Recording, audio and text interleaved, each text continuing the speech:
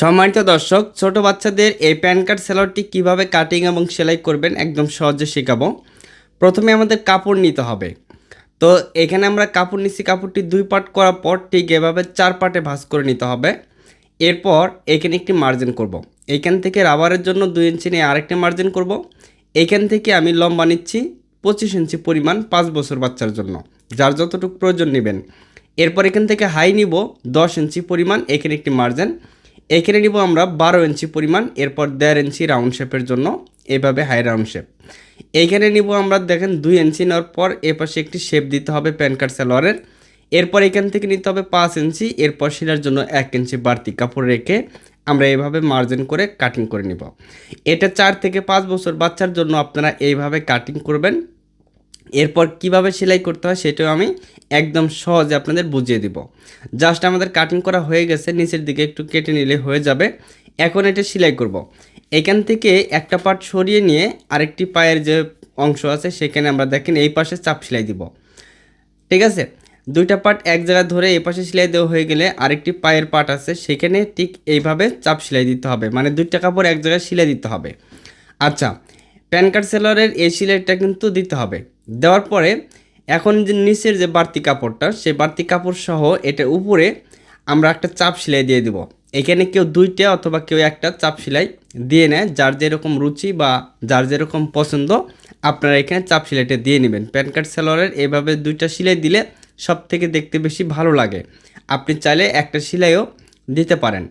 ঠিক আছে, দেখেন প্যান কার্ড সেলারের এইখানে সেলাইটা দেওয়া হয়ে গেলে এখন আমাদের নিচের দিকটা বাড়তি যে কাপড়টা রাখছে সেই কাপড়টাকে এইভাবে ভাঁজ করে দিয়ে এইখানে ঠিক এইভাবে সেলাই করে নিতে হবে। চাইলে এখানে আপনারা বক্রম সেট করতে পারেন অথবা প্যান কার্ড সেলারের যেখানে ফাড়া থাকে সেই ফাড়াটাও রাখতে পারেন।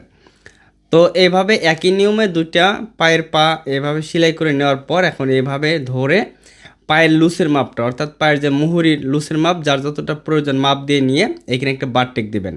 দেওয়ার পর এই হাই পর্যন্ত সেলাই নিয়ে আসবেন। এখানে অবশ্যই 2টা করে সেলাই দেওয়ার চেষ্টা করবেন।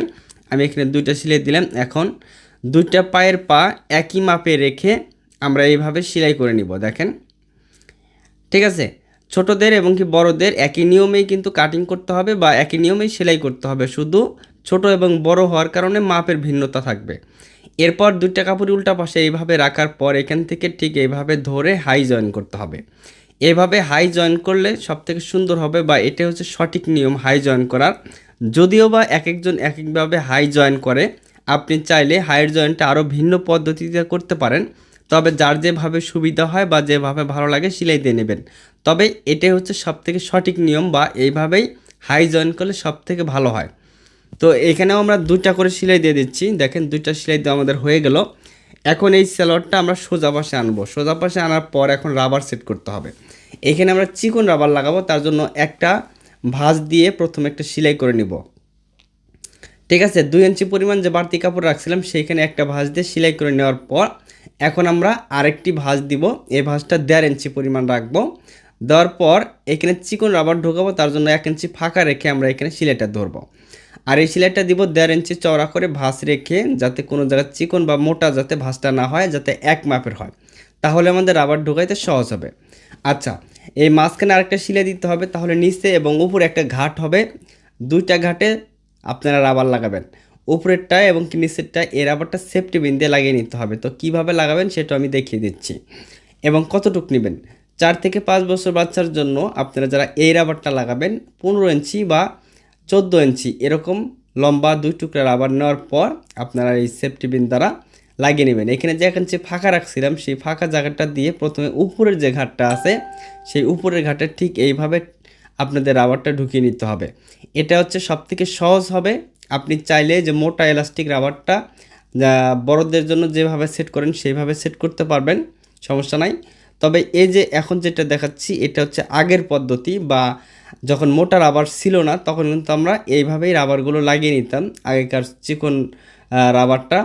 এখন যেহেতু ডিজিটাল যুগ, এখন মোটা এলাস্টিক রাবারটা বের হয়েছে, এই জন্য সবার জন্য মোটা এলাস্টিক রাবারটা লাগিয়ে নিই। তো এইভাবে রাবারটা কিন্তু আপনি খুব সহজে লাগিয়ে নিতে পারবেন। আপনি অবশ্যই চেষ্টা করবেন। আর এই ভিডিওটি ভালো লাগলে অবশ্যই বেশি বেশি করে শেয়ার করে সবাইকে দেখার সুযোগ করে দেবেন। নতুন ভিডিও দেখার জন্য ফলো দিয়ে রাখবেন।